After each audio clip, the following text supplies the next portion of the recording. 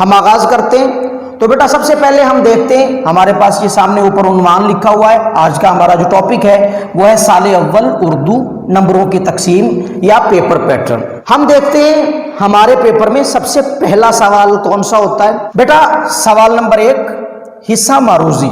आप लोगों का बेटा जो हिस्सा मारूजी है ये 4 हिस्सों पे मुनकसिम होता है या तकसीम होता है। हिस्सा अव्वल बे, जीम और दाल 4 हिस्सों पे तकसीम है।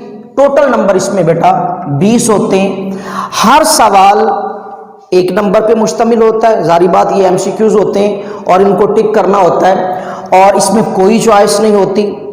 हर सवाल 1 नंबर पे मुश्तमिल है। आप लोगों को 20 एमसीक्यूज हल करने होते हैं और 20 नंबर आपको मिलते हैं। अब इनमें आते कौन कौन से एमसीक्यूज हैं बेटा? 5 नंबर का पोर्शन आप लोगों का इसमें से सबकी सवालात में से होगा। जो हम हिस्सा नसर पढ़ेंगे उनमें से सवालात 5 नंबर के होंगे। फिर आप लोगों के पास अदबी इस्तिलाहात होंगी। फिर आप लोगों के पास शेरी इस्तिलाहात का 5 नंबर का पोर्शन होगा और फिर एंड वाला पोर्शन आप लोगों के पास तज़कीर व तानीस का होगा। अब ये शेरी इस्तिलाहात, अदबी इस्तिलाहात और ये तज़कीर व तानीस क्या होती हैं, ये इंशाअल्लाह हम आप लोगों को अलग से किसी लेक्चर में समझाएंगे। अभी हम सिर्फ आप लोगों को नंबरों की तकसीम और उनकी तरतीब बता रहे हैं। सवाल नंबर 2 हमारे पास 2 हिस्सों पर मुश्तमिल होता है, हिस्सा नज़म और हिस्सा गज़ल।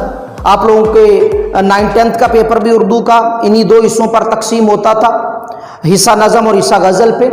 मगर जो 9वीं और 10वीं जमात का आप लोगों का उर्दू का पेपर था उसकी तरतीब और इसकी तरतीब में यकसर फ़र्क है। बेटा ये आप लोगों का हिस्सा नज़म के अशार की तशरीह, इसमें बेटा कोई चॉइस नहीं होगी। आप लोगों को 2 शेर दिए जाएंगे और 2 में से 2 ही शेर आप लोगों ने हल करने होंगे। मगर 9th और 10th के हवाले से ये मुख्तलिफ इसलिए है कि आप लोगों को 9th और 10th में मुख्तलिफ नज़मों में से अशार हल करने होते थे, मगर यहाँ आप लोगों को हिस्सा नज़म एक ही नज़म में से 2 शेर आएंगे। मुख्तलिफ नज़मों में से अशार तलाश करने की ज़रूरत नहीं पड़ेगी। एक ही नज़म में से बेटा आप लोगों को 2 अशार आएंगे और उनके नंबरों की तरतीब क्या होगी? उनमें बेटा 1 नंबर नज़म का उन्वान, 1 नंबर शायर का नाम और ये 8 नंबर जो लिखे हुए हैं ये 2 अशार 4-4 नंबर पर मुश्तमिल होंगे और इस तरह ये 10 नंबर बन जाएंगे। मगर मैंने ये 8 नंबर इसलिए लिखे हैं कि इसमें आप लोगों की मर्जी होती है। चाहे तो आप लोग हर शेर की अलग अलग तशरीह कर लें, चाहे आप लोग दोनों अशार को मिला के एक बेहतर अंदाज से तशरीह कर दें तो ये भी दुरुस्त है।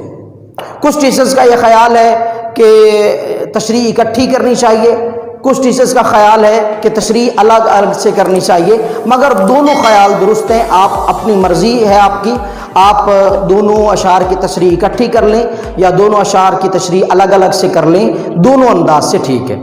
मगर कुछ टीचर्स का ये ख्याल है वो जैसे हम बाज़ार में जाए ना दही भल्ले लेने, बंदे एक नहीं दही भल्ले लेने होते हैं तो वो क्या करता है 100 रुपए के अगर लेने हैं तो वो कहता है भाई 50-50 के अलग अलग कर दो, क्योंकि उसका ये ख्याल होता है कि अगर मैं 50-50 के लूँगा तो वो शायद ज़्यादा आ जाएंगे अलग अलग करके।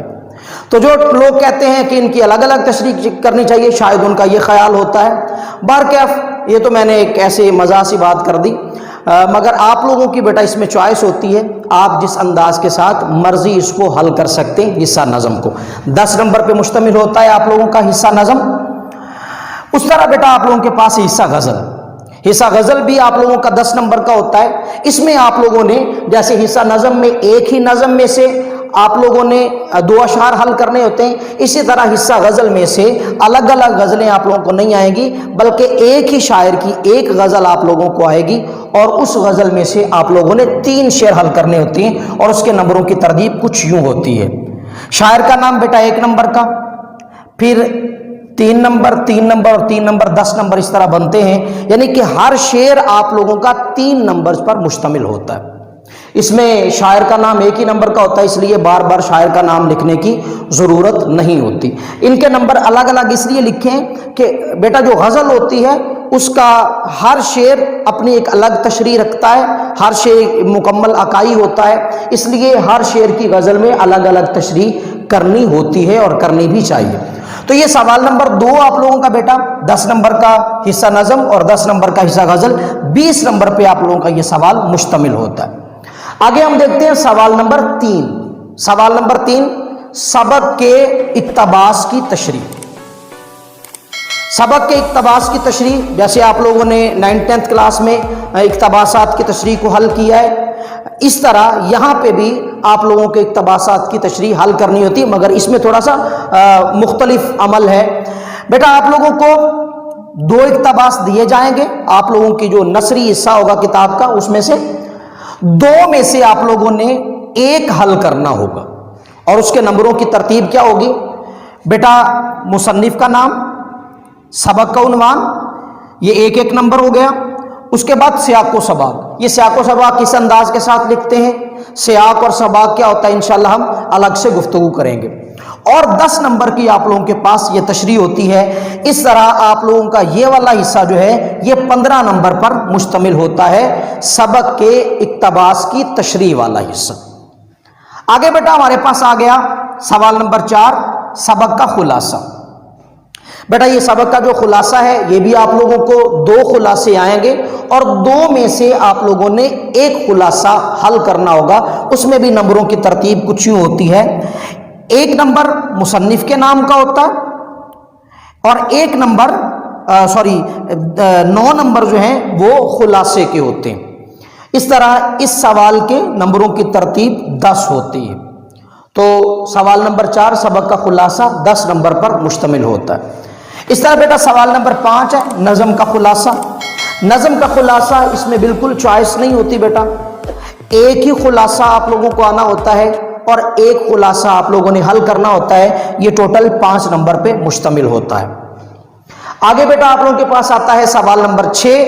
تو سوال نمبر 6 میں مکالمہ یا روداد، روز نامچہ بھی بعض اوقات لکھا ہوتا ہے، مگر بہت کم اس کے چانسز ہوتے ہیں، اکثر اوقات بلکہ میں تو یہ کہوں گا کہ آتے ہی یہ 2 طرح کے سوالات ہیں، مکالمہ یا روداد۔ تو ہمیں اس میں بھی چوائس ہوتی ہے، 2 میں سے 1 آپ لوگوں نے حل کرنا ہوتا ہے، یا مکالمہ حل کرتے ہیں یا روداد حل کرتے ہیں، مگر بسا اوقات ایسے بھی ہوتا ہے مکالمہ یا مکالمہ دے دیتے ہیں، مگر عمومی طور پہ یہ سوال یوں ہی بنتا ہے مکالمہ یا روداد آپ لوگوں نے حل کرنی ہوتی۔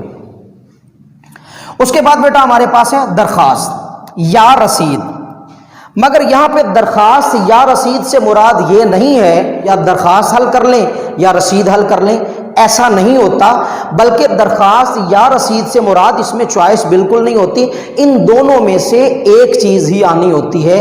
بارکیف آپ لوگوں کو یہ دونوں چیزیں تیار کرنی ہوتی ہیں، یا تو بیٹا آپ لوگوں کو درخواست آ جائے گی یا آپ لوگوں کو رسید آئے گی، دونوں چیزیں ہم نے تیار کرنی ہوتی ہیں، دونوں میں سے کوئی 1 چیز آپ لوگوں کو امتحان میں آ جاتی۔ پھر سوال نمبر 8 ہے ہمارے پاس، سوال نمبر 8 ہے تلخیص نگاری۔ تلخیص نگاری کا پورشن بھی ایک الگ لیکچر ہے، وہ سمجھانے کی ضرورت پڑے گی انشاءاللہ۔ تلخیص خلاصہ کرنا، مختصر کرنا، تو ایک عبارت آپ لوگوں کو انسین عبارت دی جائے گی، اس کو آپ لوگوں نے مختصر کرنا ہوتا ہے، اب وہ کتنا مختصر کرنا ہوتا ہے وہ انشاءاللہ ہم الگ سے لیکچر میں آپ لوگوں کو سمجھائیں گے۔ تو بیٹا یہ والا بھی آپ لوگوں کا سوال 10 نمبر پہ مشتمل ہوتا ہے۔ یہ اس طرح آپ لوگوں کے نمبروں کی ترتیب بنے گی، ٹوٹل آپ لوگوں کو بیٹا 8 سوال آئیں گے، اور ہر سوال یہ آپ لوگوں کے سامنے نمبر اس کے تقسیم کیے گئے ہیں، کون سا سوال کتنے نمبر پر مشتمل ہوگا۔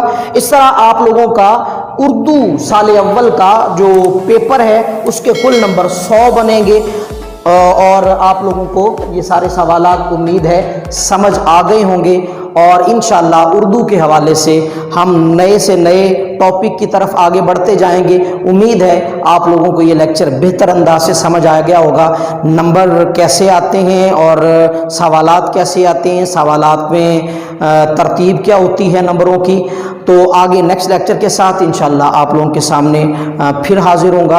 السلام علیکم ورحمۃ اللہ وبرکاتہ۔